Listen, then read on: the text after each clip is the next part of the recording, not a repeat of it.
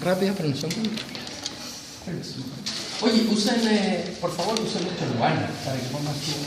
Recuerden que aquí está todo contaminado, entonces ni una gracia que se estén ensuciando sus cuadernos. Están los churguanes ahí para que puedan apoyarse, por favor, de verdad.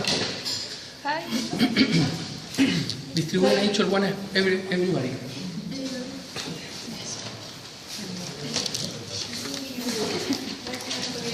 Ah, qué lindo esto. Ya, lo tengo súper claro de que no están ni ahí conmigo porque como la prueba de hoy día, la prueba de esto ya fue ayer, pero no importa, yo voy a hablar y voy a tratar de que alguien se estimule con mis dichos. Ya, lo primero es que vamos a ver en la bandeja 1 es patología benigna, vamos a ver patología inflamatoria. ¿Ah? ¿Ya? Están todas conectadas, de manera de que vamos a hablar todo como una sola cosa. Lo primero que les tengo que decir es que tiene que quedar súper claro de que el sistema urinario, para que funcione adecuadamente, requiere de que el flujo sea uniforme, sin obstrucciones, sin cambios de presión en alguna parte. Y de esa manera uno consigue de que efectivamente el flujo urinario se mantenga y funcione adecuadamente el sistema. Cualquier cosa que me obstruya eso va a provocar varias cosas. Una de ellas es obviamente obstrucción, con aumento de las presiones, pero además cuando se producen esto, los flujos ya no son unidireccionales, así como que nos imaginamos que las cosas siempre están yendo de manera delicada, sino que se arremolinan, incluso se devuelven. Y eso hace de que, como nuestro sistema distalmente está contaminado con bacterias, esas bacterias van a ascender. Por eso, recordad que siempre estas infecciones, uno dice, son ascendentes. Así como, por ejemplo, las genitales son ascendentes, en este caso, las urinarias también son ascendentes. Y eso, entonces, significa de que nuestro sistema está en peligro. Y eso es lo que vamos a ver ahora.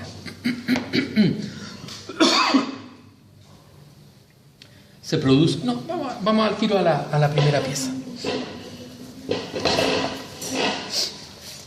Aquí vamos a hacer hartos diagnósticos con esta. Bueno, esta pieza, lo que les tengo que contar es que normalmente cuando yo, en una autopsia, o cuando el cirujano, el urólogo está operando, sacar el riñón no es tan difícil porque está en una cápsula y por fuera un tejido adiposo que es bastante sencillo de disecar. De hecho, uno diseca con el dedo y puede sacar bien la pieza, no cuesta nada. Pero en este caso no ocurre así. Y ustedes van a ver que la mitad superior corresponde al riñón y la mitad inferior es pura grasa perirenal, ¿no es cierto? ¿Les queda clarito? Lo otro es que este era un riñón de adulto y fíjense que es bastante pequeño, ¿no es cierto? Eso es lo otro que nos tiene que llamar la atención.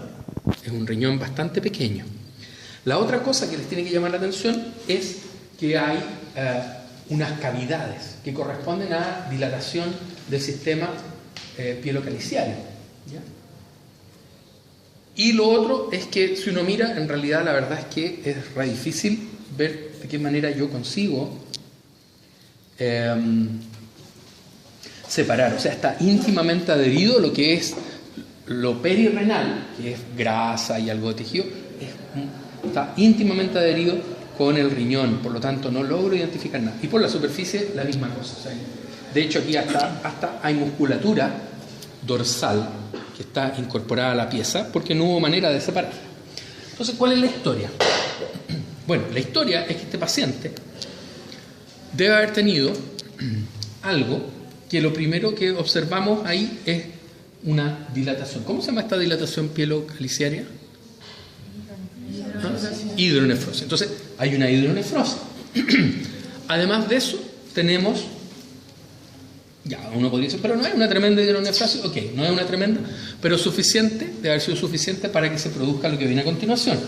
Si ustedes se fijan, hay un riñón pequeño, irregular. Si uno mira el parénquima también se ve bastante irregular y además está pegado. Entonces, lo que les quiero decir aquí con esto, ¿qué es?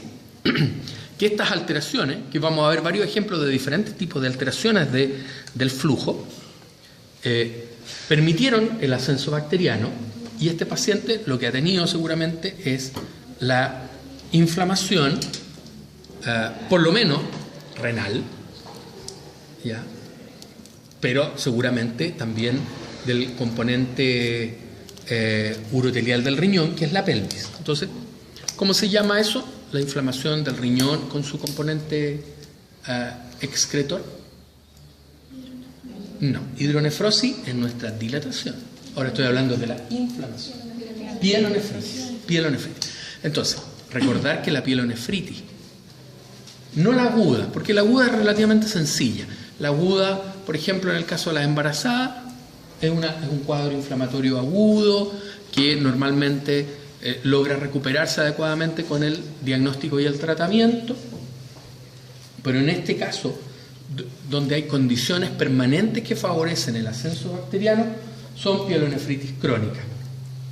La pielonefritis crónica, igual que otras enfermedades inflamatorias crónicas, ocurre por repetidos casos de inflamación aguda. ¿Ya? Así que eso es importante. En este caso, debe haberse complicado el compromiso renal con compromiso extrarrenal. Por eso tenemos esta verdadera embarrada, ¿no es cierto?, de que no logramos identificar qué es lo que es riñón, qué es lo que es tejido extrarrenal. ¿Por qué? Porque seguramente en algún momento hubo un cuadro inflamatorio y ese cuadro inflamatorio, que era bacteriano, seguramente supurativo, se traspasó el riñón y se vació en el tejido adiposo perirrenal. Y entonces provocó también una perinefritis, así le llaman los clínicos, porque hay un compromiso del tejido adiposo perirrenal, producto de un cuadro inflamatorio, en este caso infeccioso bacteriano, primario del riñón. ¿Ya? Y por eso tenemos esto. ¿Ya? Entonces, ¿qué es lo que quedó ahí? Lo que quedó ahí no es el efecto agudo, lo que quedó ahí es el efecto posterior, la reparación. Entonces tenemos fibrosis, unas cicatrices grandes que pegan todo y por eso no lo podemos disecar. ¿Ya?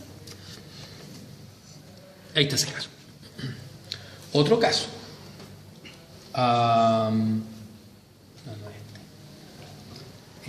Una de las causas más frecuentes de obstrucciones y alteraciones es la litiasis, ¿no es cierto? Entonces aquí tenemos.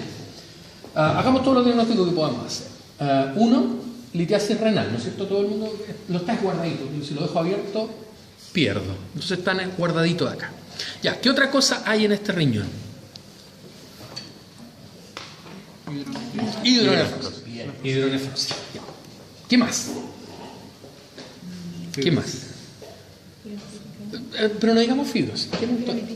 Pielonefritis crónica, exacto. Por ejemplo, como veo la pielonefritis crónica, la superficie se vuelve irregular y se producen estas invaginaciones, así como quebradas que se producen. ¿Por qué? Porque ahí hubo, ¿qué cosa? Dos cosas. Hubo necrosis del parénquima, es decir, se pierde parénquima, y la fibrosis, ¿qué es lo que hace? Lo tracciona y entonces le da ese aspecto. Ya. ¿Qué más?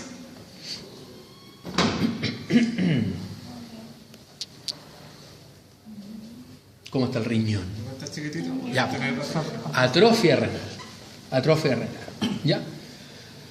¿Cómo se atrofia el riñón en estos casos? Se atrofia de dos maneras. Uno, la hidronefrosis, esa hiperpresión es capaz de provocar ¿qué? Una atrofia por compresión. ¿Ya? Y por eso uno ve cómo se adelgaza el parénquima. Fíjense acá unos buenos ejemplos, cómo está de adelgazado el parénquima. Pero además la pielonefritis crónica lo que hace es destrucción consecutiva, permanente de parénquima renal que termina a un riñón chico.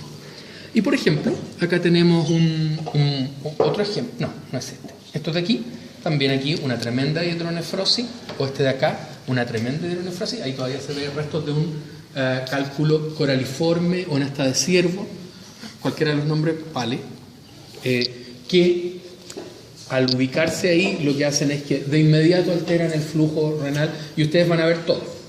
¿Por qué? Porque aquí vamos a ver, la litiasis renal, ¿qué me provocó primero? Hidronefrosis. ¿Qué pasa a nivel de la superficie? Fíjense, irregular, pielonefritis crónica. ¿Cómo está el parénquima? Atrófico. ¿Qué pasa a nivel del ilio? Que lo logramos reconocer, que lo vimos ya. Fíjense el ilio, no está reconocible la estructura del parénquima renal, ¿no es cierto?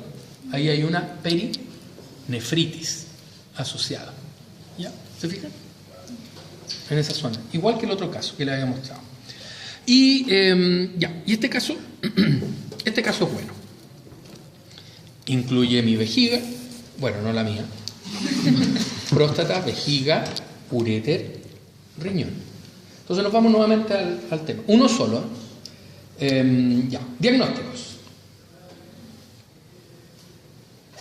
Partamos. ¿Qué es lo primero? Hidronefrosis. Por fuera. Pielonefritis crónica, ¿no es cierto? Atrofia renal porque está adelgazado. ¿Qué pasa con nuestro diagnóstico? Ahora, ¿es hidronefrosis pura o es hidronefrosis con otro nombrecito asociado? Hidroureteronefrosis, ¿no es cierto? Ya. ¿Cómo está esta vejiga? Grande, ¿no es cierto? Una mega vejiga. ¿Ya? ¿Qué le pasó a esta vejiga? Si nos vamos a orden por dentro, además de estar dilatada, miren este aspecto trabecular. Tiene un nombre especial. ¿Alguien se acuerda? Este aspecto que está dado. No voy a decir por qué está dado. No, nadie lo recuerda. Se llama vejiga de lucha. Vejiga de lucha. No de Luisa. En coloquial, sino que de lucha. De luchar. ¿Ya? ¿Y qué significa? La hipertrofia de la musculatura que se hace prominente sobre la mucosa o a través de la mucosa vesical. ¿Ya? ¿Y por qué estaba hipertrófica? Porque la próstata, fíjense, principalmente aquí, estaba grande y entonces obstruía la salida. ¿Ah? Había una hiperplasia prostática. Ya pasaron por una. Sí. Ya. Había una tremenda hiperplasia prostática y entonces generó una obstrucción. ¿Ya? ¿Qué más iba a decir? Se me fue. Y aquí tenemos todo lo que ocurre, ¿se fijan? Ya. ¿Qué gravedad tiene este caso por sobre, por ejemplo, este caso de litiasis ahí renal? Única. Estoy diciendo todo ya. ¿Qué tiene de especial este caso? Que es bilateral. Exactamente, eso es lo importante. Es bilateral. O sea, todo lo que llega. Entonces, el otro riñón estaba exactamente igual. Se me olvidó dejarlo. No pude dejarlo para la pieza. Es bilateral. Y ese es un tema. Entonces, de ahí nace nuestra siguiente recomendación o consejo. Es muy alta la tasa de personas que cursan con pielonefritis crónica y que terminan destruyendo el riñón o agravando patologías concomitantes. Por ejemplo, un diabético. Hay una nefropatía diabética, ¿no es cierto? Hay un daño glomerular y vascular renal producto de la diabetes. Pero ¿qué otra cosa hace la diabetes? A nivel inmunológico. Funciona como un inmunodepresor, ¿no es cierto? Entonces, nuestros pacientes frente a cualquier cosa, por ejemplo, una abuelita que tenga prolapso genital, y tenga alteraciones de su flujo, o un abuelito diabético que hace una hiperplasia prostática, de inmediato va a tener ascenso bacteriano, pielonefritis crónica, y que además está ayudando al daño de una patología. Entonces, el consejo es a tratar de identificar. Entonces, vamos a considerar la infección urinaria como un síntoma de algo. Y entonces, el consejo va a ser, frente a la existencia de una infección urinaria, no solo hacer el diagnóstico de la infección urinaria, sino que tratar de identificar qué factores tiene la paciente o el paciente para desarrollar infección urinaria. Recuerden que muchas de esas infecciones urinarias no van a llegar como sintomática, no van a ser, oiga, ¿sabe qué? Vengo porque me duele al orinar, no, van a llegar a través de un examen. Ustedes le van a pedir una orina completa y va a salir alterada con un patrón de infección urinaria. Y entonces hay que ir a buscar qué fue lo que pasó. Si tenemos factores que podemos resolver, lo resolvemos porque estamos cuidando el riñón. Es súper importante cuidar el riñón. Estos pacientes aceleran sus enfermedades de base y terminan en insuficiencia renal crónica terminal, diálisis, porque estas cosas apoyan, ayudan. Es súper importante que lo tengamos claro. Entonces, que consideremos la infección urinaria como un síntoma y que vayamos a tratar de identificar, porque ahí ustedes van a estar salvando un montón de riñones. Y si se fijan, ni siquiera hay que ser especialista para eso, porque ustedes van a tener sus pacientes como médicos generales y la cosa más sencilla, que es una orina completa, va a permitir identificar. Y ahí hay que empezar a buscar qué es lo que es. Si la viejita puede resolver su problema de prolapso o si tiene una diabetes mal controlada, intentar de que la diabetes se controle, etcétera, etcétera, porque de esa manera vamos a conseguir salvar muchos riñones. Si uno conversa con nuestros pacientes que están en diálisis, van a ver que muchos de ellos en la historia van a tener una basal, una causa basal, la diabetes lejos, pero van a ver otras cosas. Y les puedo asegurar que los riñones de esas personas tenían pielonefritis crónica y tuvieron orinas infectadas crónicamente. ¿Ya? Así que ese es el concepto de ese. El último se los pregunto yo. Acá hay otro. Este estaba bastante distorsionado, fíjense. Una tremenda atrofia renal, el riñón llega hasta como por acá abajo, ahí. Pero fíjense, chiquitito. Y ahí en la superficie con un montón de cicatrices. Y dilatado, el sistema dilatado, pero es más dilatado, fíjense acá. Este es una megapelvis renal, una megapelvis, y terminaba acá. Aquí había una estrechez ureteral, que es una de las causas menos frecuentes, pero que existen como causa de daño renal. ¿Ya? Una estrechez. Entonces ya se fijaron, tenemos la hiperplasia prostática, tenemos los cálculos, pueden ser renales o en la vía urinaria, mostramos próstata, campeona en varón para provocar estos problemas. Así que vimos hartos ejemplos. Y el último que les voy a mostrar es este. También es un riñón dañado, destruido, ¿no es cierto? Con cavidades, que en realidad esas cavidades, ¿qué es lo que eran? Cuando yo hice los cortes, salió el material y por eso quedaron con las cavidades, pero era tejido necrótico. Ahora, la característica de este tejido necrótico es que es medio grumoso, medio quesillo-like. ¿Ya? Entonces, este aspecto de este grumo en el riñón, en esta infección renal, nos ayuda o nos dice, mire, esto se trata de una... ¿Ah? No, porque sería pus, tuberculosis. Sería pus, yo le diría, corté y salió la leche condensada. No fue así, corté y salió quesillo. Tuberculosis. Y recordarles que la tuberculosis renal es de lo más frecuente extrapulmonar que tenemos de la tuberculosis. Entonces, cuando tengamos nuestros pacientes con tuberculosis pulmonar diagnosticada, nos tenemos que dar el trabajo de buscar o descartar sitios secundarios. Súper importante. Fíjense el nivel de destrucción que es capaz de provocar la tuberculosis. Es tremendamente destructivo. O sea, si uno me dice, oiga, ¿y esta cosa podría terminar llevando a un paciente de insuficiencia renal crónica terminal y obligarlo a la diálisis? La respuesta es sí. Porque esta destrucción, esto es una inflamación crónica. O sea, este paciente no es que era un paciente que, como la embarazada con pielonefritis aguda, que le llega y es tremendamente cantora. O sea, uno dice, me queda súper claro que es una pielonefritis aguda porque tiene ustedes lo buscan y tiene todo. Tiene la fiebre, tiene el dolor lumbar, ustedes le hacen la puñopercusión, le duele un montón, tiene la orina completamente alterada. En cambio, este paciente con tuberculosis pulmonar renal, les puedo asegurar de que el paciente no se dio ni cuenta. Y la orina obviamente que iba a salir alterada, etcétera, etcétera, pero no se controlaba. Y no era necesario, porque no es tan sintomática. Así que, ojo, no se olviden que la tuberculosis sigue estando y sigue provocándonos muchos problemas. ¿Bien?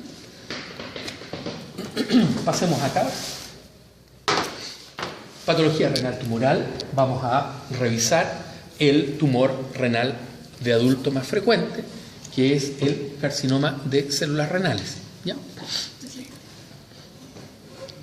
Que le llamamos de células claras, que tiene un color, el citoplasma es bastante abundante, entonces puede tener glucógeno, puede tener grasita, y eso entonces nos da la coloración amarillenta. Pero en los casos, si se fijan en el centro, es más mixoide, o sea, no es amarillento porque no tenía grasa, tenía más el citoplasma más lleno, pero de no grasa. ¿Ya? Recordar de que este tumor se le llamaba antes de manera incorrecta. ¿Alguien se acuerda cómo le llamaban antiguamente? Es como el líder. Se llama hiper algo. Se llama, yo sé que voy a tener que cambiar. Se llamaba hipernefroma. ¿Y por qué le llamaban hipernefroma? Porque un alto porcentaje de los carcinomas celular renales estaba en el polo superior. Entonces decían, es un nefroma, hipernefroma, o sea que está arriba. ¿Ya? Por eso se llama. Pero mal nombre, porque es maligno y le pusieron nefrón, ¿ah? Así como el hepatoma, ¿no es cierto? O el linfoma, ¿cachai? Que etimológicamente nos da un concepto benigno, pero no, maligno, o sea, pate vaca a más no poder. ¿Y por qué? Porque es un cáncer que está localizado en un órgano que está muy profundo en nuestra economía. Entonces, tiene las posibilidades de crecer y desarrollarse como tumor maligno y no le molesta a nadie, porque él está ahí escondido, a lo más molesta un poco la grasa, la echa para el lado, pero da lo mismo. Y ese es el problema. Ahora, afortunadamente, como hemos ido mejorando la capacidad de desarrollar estudios imagenológicos, eso queda claro, ¿cierto? Ahora, una ecografía no es una locura, un escáner no es una locura de que alguien se haga dentro de o un control de salud o la presencia de síntomas generales. Uno dice, ya, hagamos, porque no es una cosa tan loca. Han empezado entonces a aparecer la posibilidad de hacer diagnóstico de lesiones más pequeñas. Por ejemplo, aquí tenemos un carcinoma pequeñito. ¿Se fijan? Ahí está. ¿Lo ven? ¿No lo vieron? Sí. Chiquitito. ¿Por qué? Porque son hallazgos. Y les quiero mostrar que es especial porque viene con una historia. Si ustedes lo miran por fuera, es un tumor quístico, pero que dentro de la pared engrosada, ahí hay carcinoma de células renales. ¿Ya? Entonces es un carcinoma de células renales quístico, parcialmente quístico. ¿Ya? Y la historia, tiene una historia, porque si lo vemos por atrás, o por fuera mejor dicho, hay un quiste renal simple, pequeñito, chiquitito, quiste renal, ya, son obstrucciones del sistema conductor, se tapan y entonces se produce la dilatación y contiene el líquido que al final termina como un transudado, porque era como orina, pero al final se terminan reabsorbiendo algunas cosas, pero es líquido. Entonces, de aquí viene la siguiente historia, que como ya le estamos haciendo exámenes imagenológicos a todas las personas, entonces empezaron a aparecer los quistes renales. Y los radiólogos se dieron cuenta de que los quistes renales, algunos no tenían interés clínico, porque la gente puede vivir y morir con su quiste sin problema, y hay otros, eso sí, que tienen problemas. Y entonces ellos crearon incluso una clasificación donde dice, miren, mientras esto más se parezca a un globo, es decir, pared fina y contenido líquido, ni un problema porque sabemos que es un quiste simple. Pero si me acerco hacia el otro lado y me parezco a esto, es decir, una superficie quística parcial con un área engrosada de la pared o que el contenido sea irregular, recuerden que cuando yo estoy haciendo una eco o estoy haciendo un escáner, no veo con claridad lo que está dentro, veo densidades, ¿no es cierto? Ya, entonces obliga a que los pacientes se hagan estudios. Entonces, eso también lo van a ver porque a los clínicos les gusta saber de eso, lo preguntan, los radiólogos con mayor razón, y entonces ustedes van a ver que efectivamente los quistes renales son un tema porque son muy frecuentes de aparecer, son extraordinariamente frecuentes, y una cosa, por lo tanto, la gran mayoría de ellos solamente son diagnóstico y control de evolución, porque sabemos que es un quiste simple, como les conté, un globo lleno de agua, nada más. Pero hay otro porcentaje que sí requieren estudio, porque o pueden tener la pared engrosada o pueden tener algo, y el diagnóstico diferencial del quiste simple es con un carcinoma de células renales quístico. Así que eso es súper importante para recordarlo. Entonces algunos pacientes podrían incluso operarse, porque no logro identificar qué es lo que es, entonces lo termino operando y examino el riñón y lo veo, y por ejemplo o le hago una cuña, o si se puede hacer una cuña, o definitivamente lo tengo que sacar, porque el riesgo de que se trate de un cáncer es alto. ¿Ya? ¿Qué más? Bueno, algunos tienen algunos aspectos especiales, por ejemplo ¿no es cierto? Como pseudoquístico hemorrágico.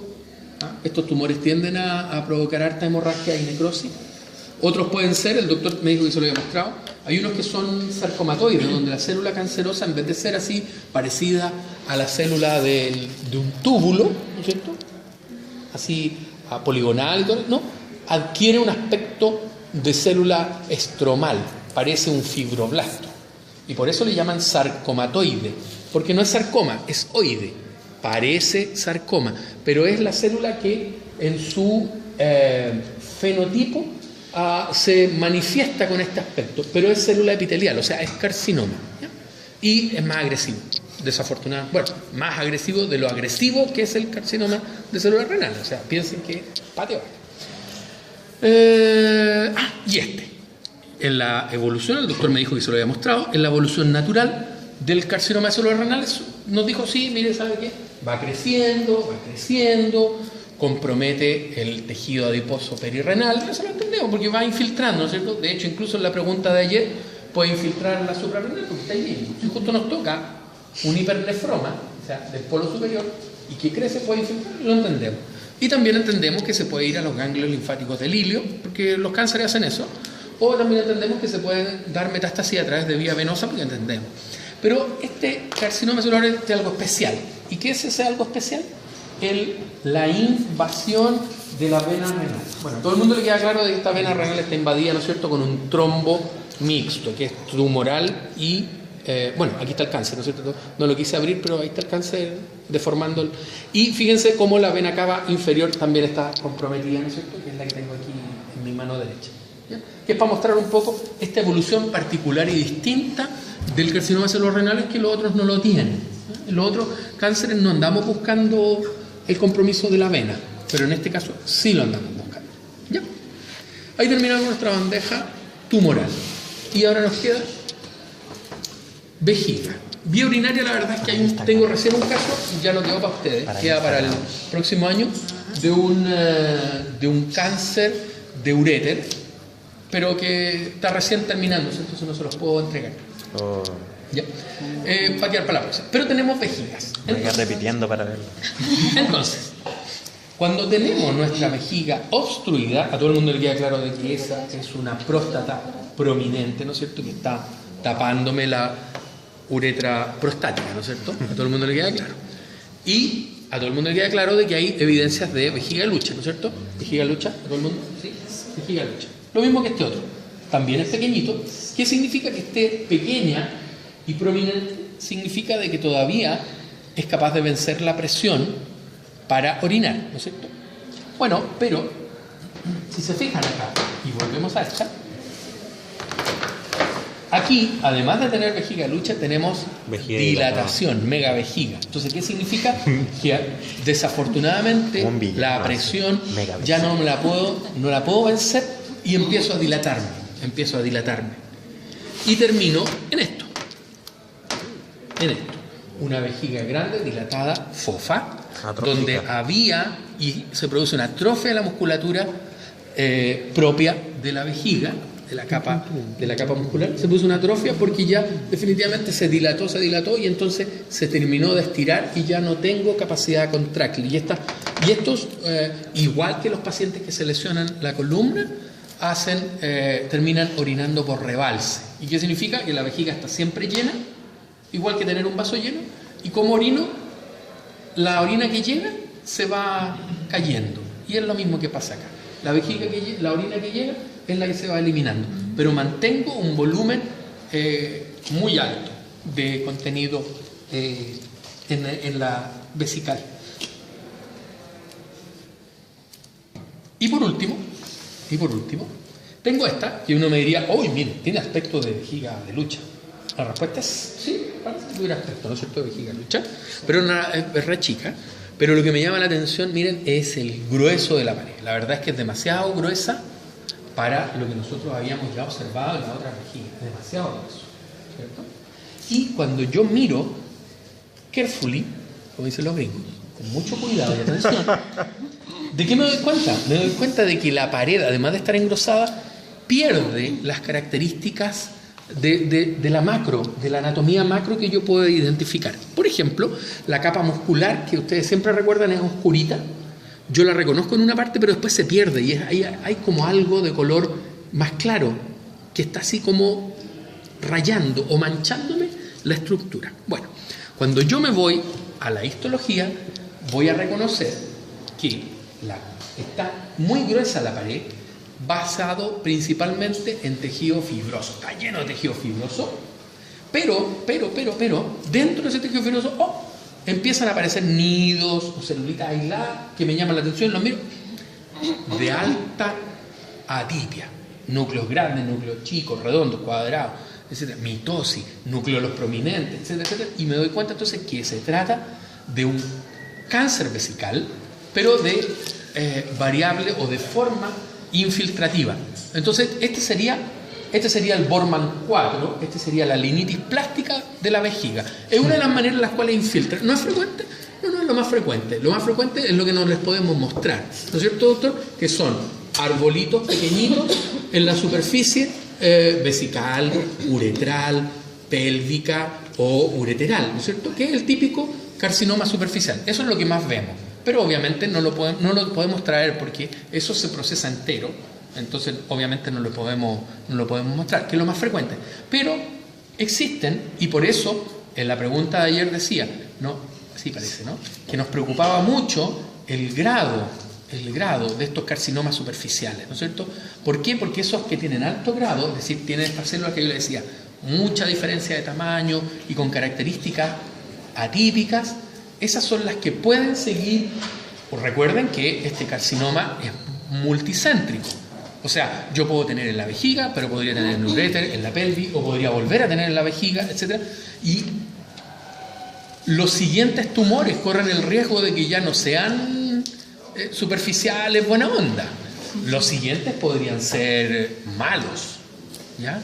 Entonces, eso es importante, hacer esta correlación. Y este, por ejemplo, era malo. Y este paciente podría en su vida haber desarrollado carcinomas superficiales. La respuesta es sí. Y justo le tocó, por la tómbola, ¿no es cierto?, ganarse el premio de que uno de esos hizo una transformación a un alto grado y se transformó en esto, en un carcinoma vesical infiltrante. ¿Ya?